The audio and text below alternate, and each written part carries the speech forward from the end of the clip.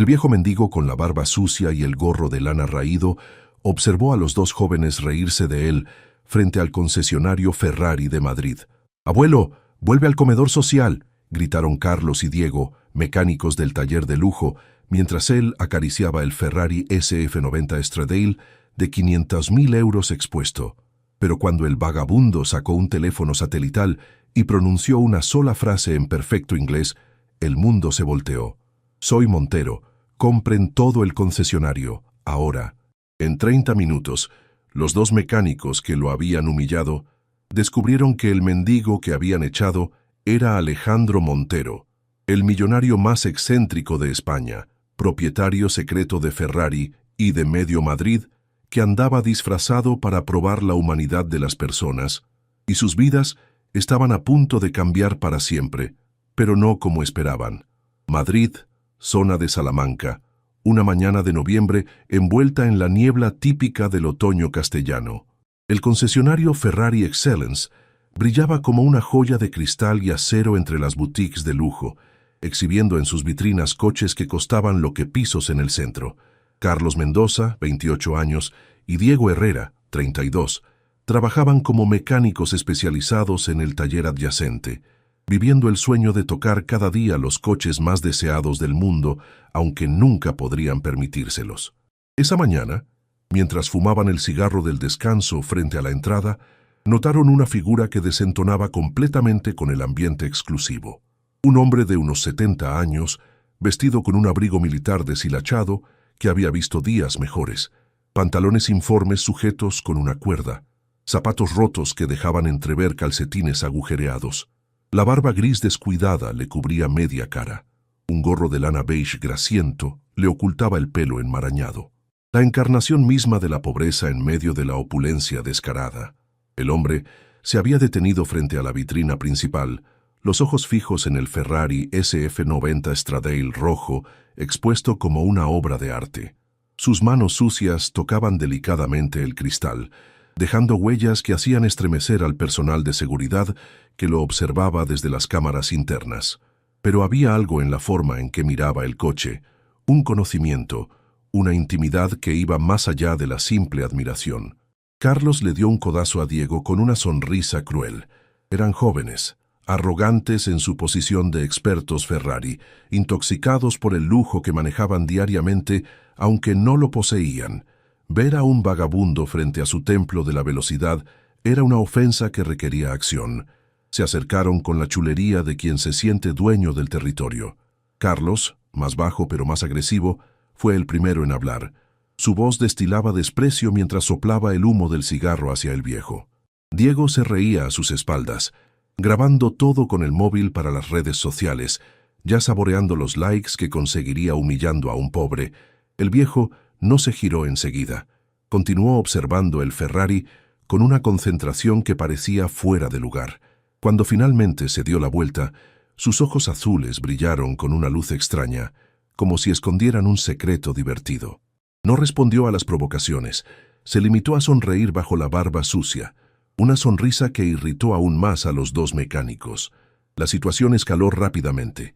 Carlos empezó a empujarlo, Diego a reír más fuerte mientras grababa. Otros empleados salieron a mirar, algunos riendo, otros incómodos, pero nadie intervino. El director del concesionario, don Martínez, observaba desde su ventana del segundo piso, molesto por la escena, pero más preocupado de que el vagabundo ensuciara la imagen de su showroom que por su dignidad. Fue cuando Carlos le arrancó el gorro de la cabeza, revelando el pelo gris enmarañado, que algo cambió en la expresión del viejo. No rabia, sino una especie de tristeza profunda mezclada con determinación. Lentamente, con movimientos que traicionaban una dignidad escondida bajo los harapos, sacó del bolsillo interno del abrigo algo que enmudeció a todos. Un teléfono satelital Iridium de 10.000 euros, el tipo usado por militares y millonarios en zonas remotas. Marcó un número con calma, ignorando las miradas atónitas. Cuando habló, su voz cambió completamente. Ya no era ronca e insegura, sino firme, autoritaria, con un perfecto acento que cortaba el aire como una navaja. La conversación fue breve, quirúrgica. Dio coordenadas precisas, instrucciones que parecían códigos militares, luego colgó. Se puso el gorro, miró a los dos mecánicos paralizados y dijo simplemente en español, con un acento madrileño perfecto que traicionaba orígenes muy diferentes a los de un vagabundo: «Tenéis 30 minutos para decidir qué tipo de personas queréis ser. Después será demasiado tarde». Los 30 minutos que siguieron fueron los más surrealistas en la historia del concesionario Ferrari Excellence. Primero llegaron 3 Bentley negros con cristales tintados que se detuvieron en formación perfecta frente a la entrada. Bajaron hombres en traje Armani que parecían salidos de una película de espías, auriculares discretos, movimientos coordinados. Luego llegó un helicóptero que aterrizó en la azotea del edificio adyacente. Finalmente, una procesión de coches de lujo que bloquearon toda la calle Serrano. Don Martínez bajó corriendo de su oficina, la cara pálida mientras recibía una llamada del CEO de Ferrari Maranello en persona. Sus manos temblaban mientras escuchaba, asentía, balbuceaba disculpas. Cuando colgó, miró al viejo mendigo todavía parado frente a la vitrina como si viera un fantasma. Carlos y Diego, aún con los móviles en la mano pero ahora incapaces de grabar, asistían a la transformación de la atmósfera. Los colegas que antes reían, ahora susurraban nerviosos. La seguridad que antes parecía lista para echar al vagabundo, ahora mantenía una distancia respetuosa. Algo enorme estaba pasando, y ellos estaban en el centro del ciclón sin entender. Fue uno de los hombres de Armani, que se presentó como el abogado Torrijos, quien soltó la bomba. Con voz profesional, pero con un trasfondo de respeto reverencial, se dirigió al mendigo llamándolo Don Alejandro Montero. El nombre golpeó a todos como un rayo. Alejandro Montero, el fantasma del mundo empresarial español, el hombre que poseía imperios pero que nadie veía desde hacía años, el millonario que había hecho fortuna en tecnología para luego desaparecer de la escena pública. Las leyendas sobre Montero eran infinitas. Se decía que poseía el 30% de Ferrari a través de sociedades offshore, que tenía villas escondidas en cada continente, que financiaba secretamente hospitales infantiles en África, pero sobre todo se contaba de su excentricidad, de su asco por la hipocresía del mundo de los ricos, de su costumbre de probar a las personas de formas bizarras. El mendigo se quitó lentamente el abrigo sucio, revelando debajo un jersey de cachemira que, a pesar de la apariencia desaliñada, delataba calidad superior. Se quitó la barba falsa con un gesto teatral, mostrando una cara que, limpia, pertenecía efectivamente a las raras fotos de Alejandro Montero que circulaban en el dark web financiero.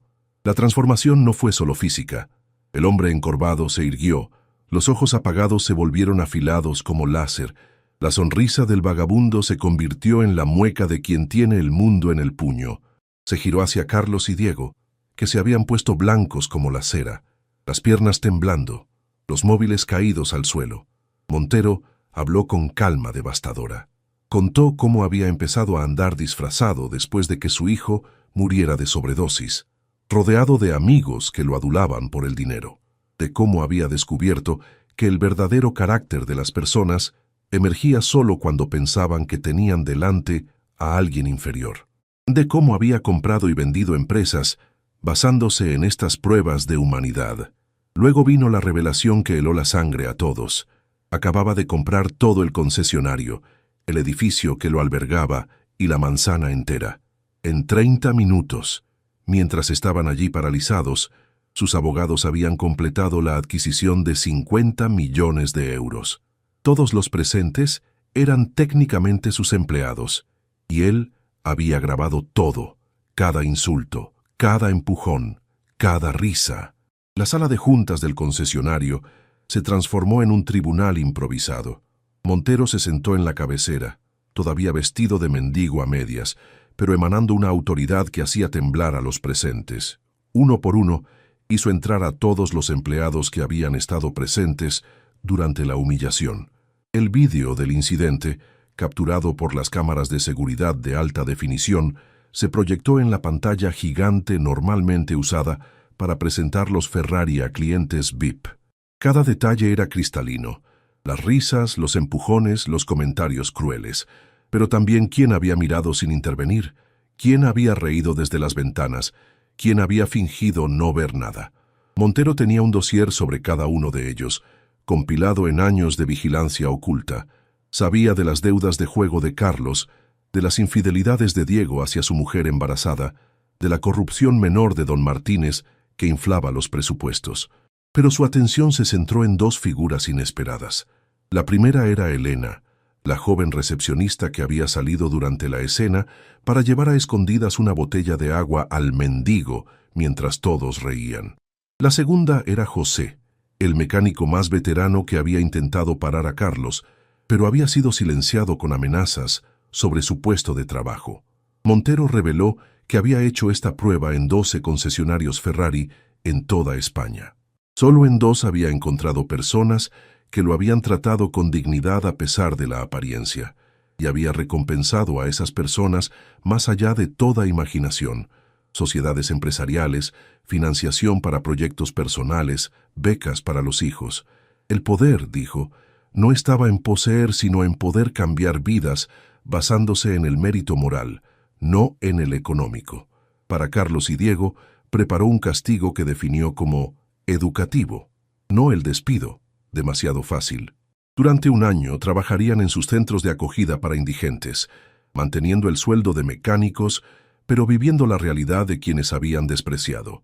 Cada mañana a las 5, cada noche hasta las 23, en contacto con la verdadera pobreza, esa que no se puede quitar como una barba falsa. Si rechazaban, difundiría los vídeos haciéndolos inempleables en el sector automovilístico para siempre. Don Martínez fue degradado a vendedor junior, su puesto dado a Elena que, descubrió Montero, tenía una licenciatura en económicas pero no había encontrado mejor trabajo por falta de enchufes. José se convirtió en el nuevo jefe de taller con el sueldo triplicado y la promesa de financiación para el taller independiente que soñaba abrir. Pero el golpe de efecto mayor todavía estaba por llegar. Montero anunció que el Ferrari SF90 Stradale de la vitrina, ese que había admirado como mendigo, ya lo había comprado 6 meses antes a través de una sociedad pantalla. Lo había dejado allí como cebo, sabiendo que tarde o temprano pasaría a hacer su prueba. Ahora ese Ferrari sería donado a una subasta benéfica. ¿Te está gustando esta historia? Deja un like y suscríbete al canal. Ahora, continuamos con el vídeo. Lo recaudado destinado a un proyecto revolucionario. Los primeros días en el centro de acogida Nueva Esperanza fueron el infierno para Carlos y Diego. Situado en la periferia más degradada de Madrid, en el barrio de Vallecas, el centro albergaba a 300 sin techo, inmigrantes sin papeles, drogadictos en recuperación. El olor a orina y desesperación impregnaba cada rincón. Los gritos nocturnos de las pesadillas alcohólicas resonaban en los pasillos. La violencia de la pobreza extrema era palpable. Carlos, acostumbrado al olor a cuero fino de los Ferrari, ahora limpiaba baños incrustados y repartía sopas. Sus manos, antes orgullosas de tocar motores de ensueño, ahora vendaban llagas infectadas de vagabundos reales, esos que no se podían quitar la máscara. Diego, que presumía en las redes de su vida como mecánico de lujo, ahora dormía en una habitación con otros voluntarios, despertado a las 4 de la madrugada por los preparativos para el desayuno de 300 desesperados. Montero los visitaba semanalmente, siempre de incógnito, mezclándose entre los huéspedes. Los observaba mientras luchaban con la realidad que siempre habían ignorado. Veía a Carlos vomitar el primer día, después de limpiar el vómito de un alcohólico. Veía a Diego llorar escondido después de que un niño gitano le preguntara si su mamá volvería, cuando todos sabían que había muerto de frío. Pero lentamente, algo empezó a cambiar. Carlos descubrió que tenía talento para calmar a los más violentos, su agresividad natural transformada en protección para los más débiles. Diego empezó a enseñar mecánica básica a los chicos del centro, dándoles una habilidad vendible, no por redención cinematográfica, sino por supervivencia psicológica. Empezaron a ver a los huéspedes como personas. El punto de inflexión llegó al tercer mes. Un hombre de 50 años, Francisco, llegó al centro. Exingeniero de SEAT, había perdido todo: trabajo, familia, casa, por una enfermedad que lo había dejado con deudas médicas imposibles. Hablaba 4 idiomas, tenía patentes a su nombre, y sin embargo dormía en la calle desde hacía 2 años. Carlos lo reconoció. Era el hombre que había echado del concesionario un año antes, cuando todavía molestaba a los clientes pidiendo trabajo. Francisco no lo reconoció enseguida con el uniforme de voluntario, pero cuando lo hizo, en lugar de rabia mostró solo cansancio. Contó su historia, cómo la enfermedad lo había destruido financieramente, cómo los excolegas lo habían abandonado, cómo el sistema al que había servido durante 20 años lo había desechado como basura. Carlos esa noche no durmió, atormentado por la conciencia de cuántas veces había juzgado sin conocer. Diego tuvo su epifanía cuando una chica de 19 años, Julia, llegó al centro, guapa a pesar de la suciedad, inteligente a pesar de la calle. Se prostituía para sobrevivir después de escapar de una familia violenta. Diego vio en ella a su hermana, misma edad, mismos ojos. ¿La diferencia? La familia. Empezó a entender que entre él y estos desechos solo había circunstancias, no superioridad moral. Montero observaba todo a través de las cámaras ocultas y los informes de los verdaderos voluntarios. No buscaba santos, buscaba comprensión, y lentamente, dolorosamente, la veía nacer. Al 6º mes de castigo, Montero convocó a Carlos y Diego en su verdadera oficina, en el piso 40 de la Torre Picasso. El contraste con el centro de acogida era violento: mármol de Macael, vistas de 360 grados sobre Madrid, obras de arte que valían millones. Pero los dos mecánicos ya no eran los mismos que habían despreciado a un falso mendigo. 6 meses de realidad cruda los habían excavado, envejecido, pero también de alguna manera purificado. Montero los hizo sentar y les mostró vídeos. No de ellos en el centro, sino de ellos antes. Las noches en discotecas donde gastaban en una noche lo que una familia del centro vivía en un mes. Los posts en redes donde presumían de tocar Ferraris mientras despreciaban a quien tomaba el metro. Las conversaciones grabadas donde hablaban de escoria, refiriéndose a cualquiera que ganara menos que ellos. Luego mostró otros vídeos. Carlos compartiendo su comida con Francisco aunque tenía hambre. Diego usando su sueldo para comprar medicinas a Julia en lugar de las zapatillas de marca que adoraba. Ambos organizando una colecta entre los excolegas para pagar un abogado a una familia de inmigrantes que estaba a punto de ser separada. La transformación no era completa, admitió Montero. Quizás nunca lo sería del todo, pero era real. Y en el mundo de mierda en el que vivían, la realidad del cambio valía más que la perfección inalcanzable.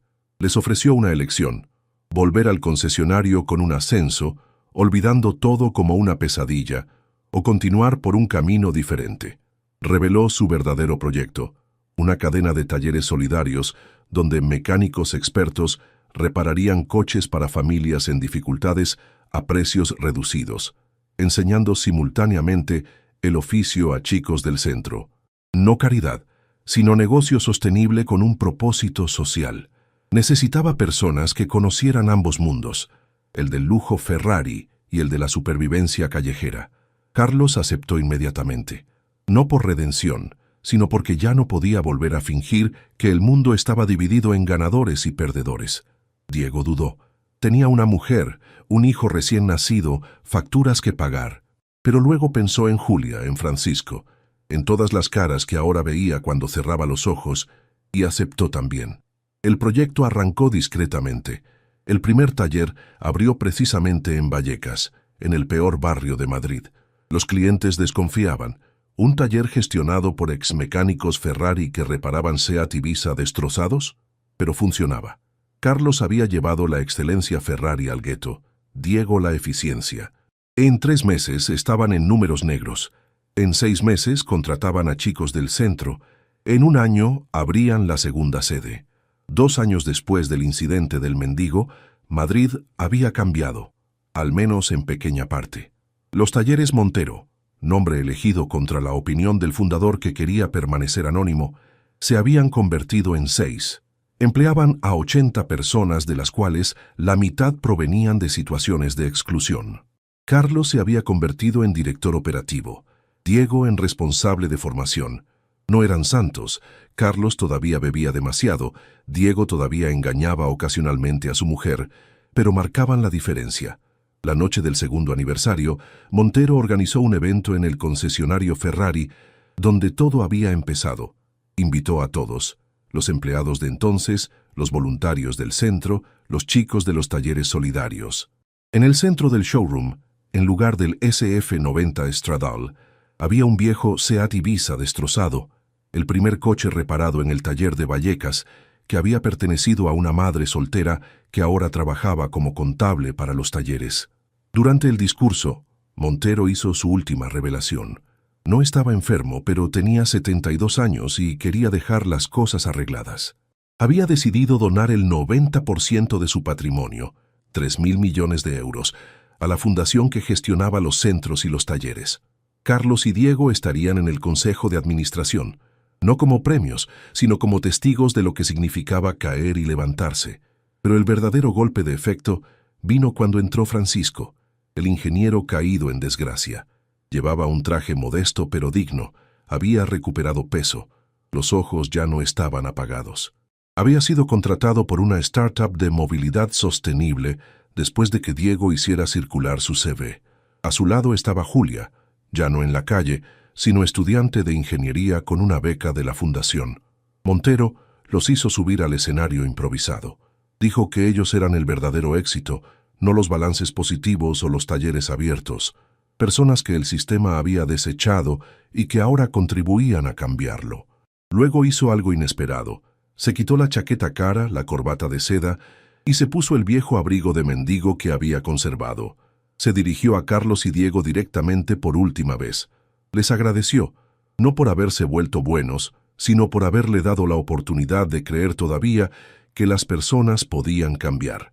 Contó que su hijo, antes de morir, le había dicho que el problema de los ricos era que ya no veían a las personas, solo números y estatus. Ellos dos, en su imperfección, habían demostrado que se podía volver a ver. El evento terminó con una escena surrealista, millonarios hablando con exvagabundos, mecánicos Ferrari comparando notas con mecánicos callejeros, Elena, ahora directora del concesionario, organizando prácticas para chicos del centro. No era un final feliz hollywoodiense. Muchos de esos chicos volverían a la calle, muchos de esos ricos volverían a su indiferencia, pero era un comienzo. Mientras todos celebraban, Montero se escabulló silenciosamente. Lo encontraron la mañana siguiente sentado en un banco del Parque del Retiro, vestido de mendigo, muerto mientras dormía con una sonrisa serena. Había dejado instrucciones precisas. Funeral mínimo, sin flores, todo el dinero ahorrado a la fundación, y una última carta para Carlos y Diego. No os salvé, escribía. Solo os mostré el espejo. Lo que visteis os disgustó lo suficiente para cambiar. El mérito es vuestro.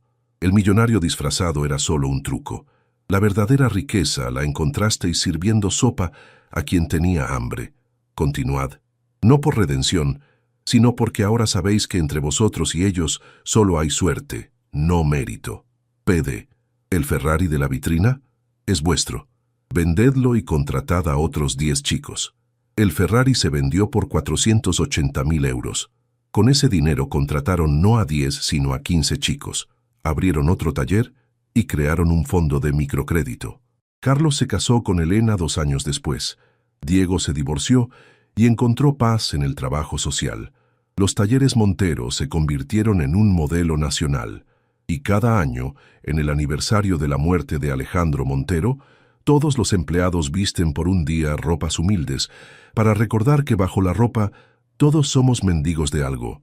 Amor, respeto, una segunda oportunidad, y que a veces el millonario disfrazado que puede cambiarte la vida eres tú mismo, cuando eliges ver más allá de las apariencias. El concesionario Ferrari Excellence hoy tiene una placa en la entrada. Aquí el 15 de noviembre, un mendigo enseñó a unos mecánicos el valor de las personas. Los mecánicos lentamente aprendieron, y en los talleres solidarios, entre pósters de Ferrari y fotos de vagabundos sonriendo, destaca una frase de Montero: la verdadera nobleza no es ser superior a otros, sino ser superior a tu yo anterior. Aunque sea poco, aunque sea imperfectamente, pero cada día. Dale me gusta si crees que las apariencias siempre engañan. Comenta con el momento que más te impactó. comparte para recordar que la verdadera riqueza está en la humanidad. Suscríbete para más historias que dan vuelta a las perspectivas, porque a veces el mendigo es un millonario disfrazado, pero más a menudo el verdadero mendigo es quien tiene todo menos compasión. Y el Ferrari más rápido no puede superar la distancia entre quienes somos y quienes podríamos ser.